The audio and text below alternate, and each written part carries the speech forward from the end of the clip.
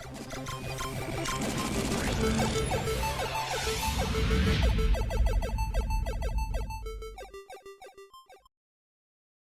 welcome along to the Retro Asylum YouTube channel. I'm Matt and I'm taking you through on this guided tour and review of the Metal Slug book from Bitmap Books. This is one hell of a bad boy book, let me tell you right now. I want to say up front, this idiot, this numpty here, ripped off the cellophane wrapping and nicked, hopefully you can see that, nicked the spine. I am most unhappy about that. Even though this is a review copy, I like to keep things in pristine condition. I just wanted you to see that because you'll probably see it in the overhead view when we swap camera angles. And I didn't want you to think it was a quality control issue. This is purely me being a knob, basically. So yeah, anyway, Metal Slug book from Bitmap Books.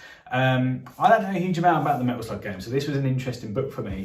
We've been playing it in the game club recently, but what I did know about it is graphically one of the most beautiful 2D games that there probably ever has been, until recent times when indie games have kind of pushed the barriers and pushed the margins a little bit further.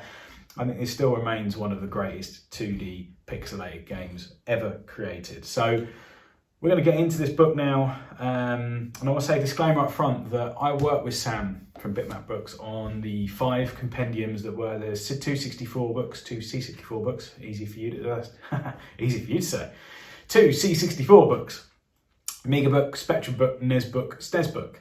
I was the photographer for all of them. I did some content in the Amiga book demo scene section specifically, and I contributed a few reviews to the rest of them. So this ain't going to be a biased review, but I just wanted to get that out of the way at the start so you know what this is about.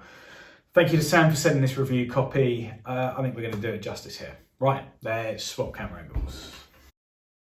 Right, let's take a look at this book. I'm not going to show you too much of it because I don't want to spoil it if you are buying this soon. But however, it starts off with, obviously with a cover, no less. Each part of the book, let's have a look at the different sections in here. You've got the introduction, the foreword, you've got the history of Metal Slug, which is a really interesting section, and I'm going to come on to that in a minute. We've got some games that were basically the forebear for Metal Slug. Had the DNA of Metal Slug. It kind of gives you the view of how Metal Slug come about, so that's really nice. Then you slap bang into the games. And then we've got some interviews at the end. And like I said, I'm not going to go through all of this in great detail because this is for you to go out and buy and pick out for yourself. But the introduction of the game. So I'm going to give away one thing here. And being completely unresearched on a lot of retro gaming history, which is terrible for a retro game host, I didn't know that Metal Slug had its DNA, its heritage in basically R-Type and IREM. That's as far as I'm going to go with that. But that is just one of the interesting tidbits that I pulled out of this. So the fact that IREM were some way involved with how Metal Slug come about is very interesting. You've got, you've got the introduction here. We've got different bits of art in there other than just the screenshots as well. As we go through the introduction here, we're going through some games that, like I say, were the DNA for Metal Slug, the forebears. You can really see the graphic style in these games, as you can see here, that really did match Metal Slug. I'm not going to show you both of those because I think that gives it away. But if we go into Metal Slug itself. So Metal Slug itself was released in 1996.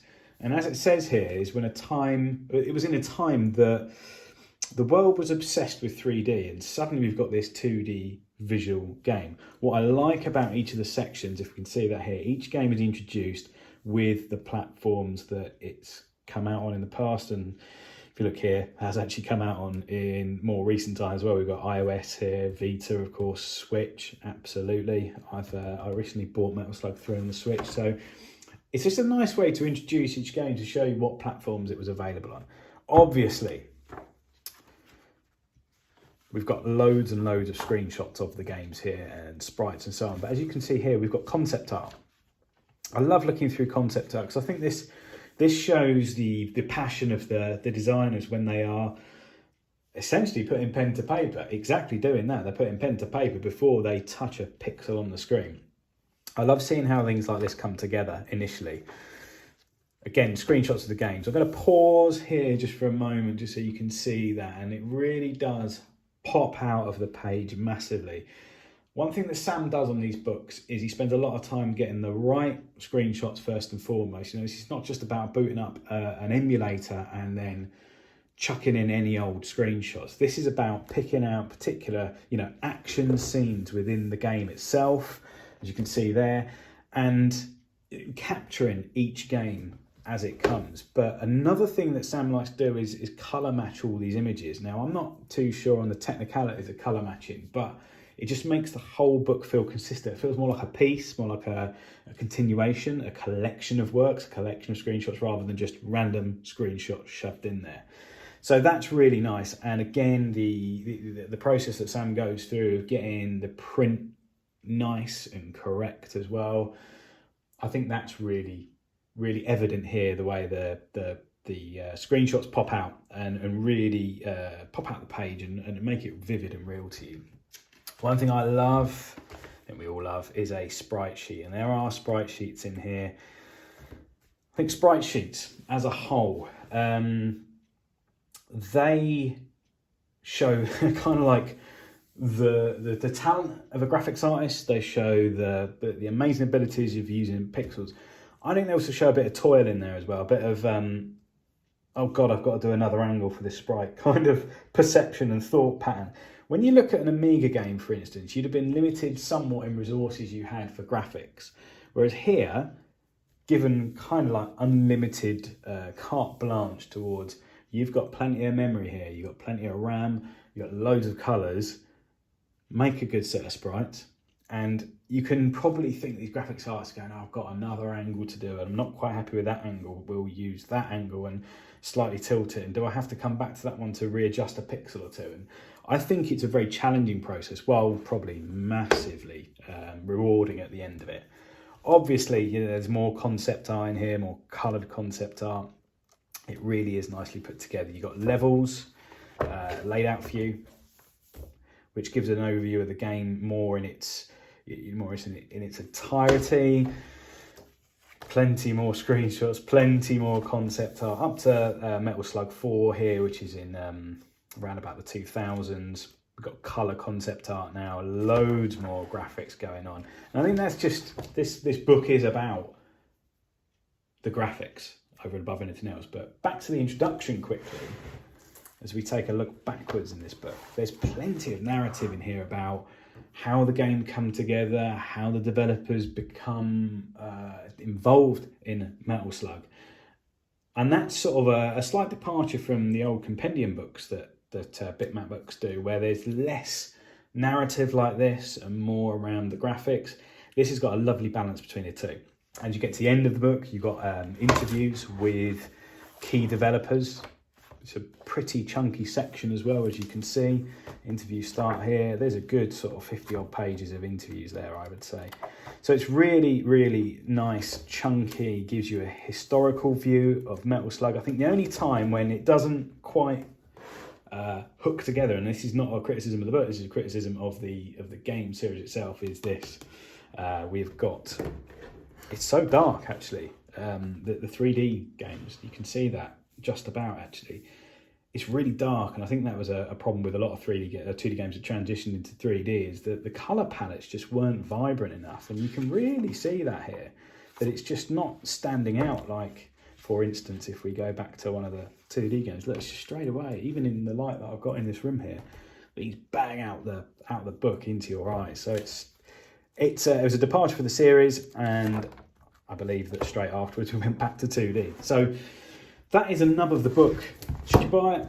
If you've got any interest in retro gaming, you need to buy this book. A general statement on if you've got any interest in 2D retro gaming, you should go and buy this book.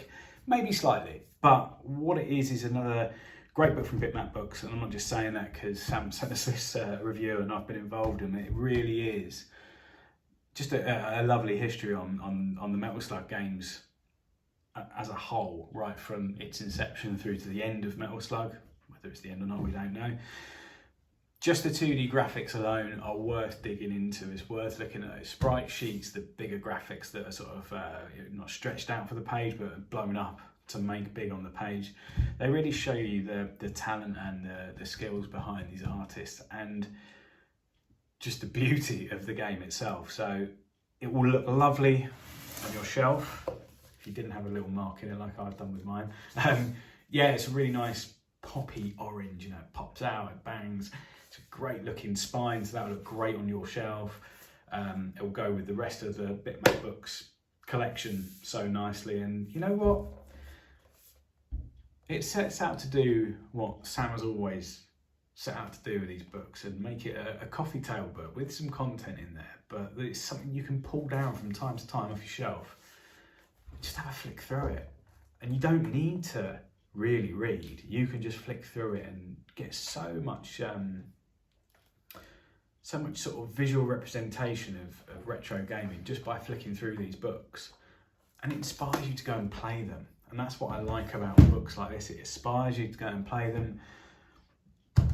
Metal Slug's a tough game, there's no doubt about it, but recently been playing, like I say, for the Retro Asylum Game Club, and I've taken to it, and it's a great game, something I've never really dug into before. So yeah, absolutely, go and check this book out. It is available in all good retro gaming shops, or direct from the Bitmap Books website, and a link will be down here below. If you like this and you're interested in retro gaming, let's do the YouTuber stuff and say, click on the subscribe button, the notification button, and you'll be notified whenever we chuck out some new video content. Also, the episodes, the main podcast episodes, show up on YouTube as well, straight after they're released on iTunes and wherever else you get podcasts from these days. So yeah, stay subscribed, stay listening. Thank you for watching. I've been Matt. This has been the Metal Slug book from Bitmap.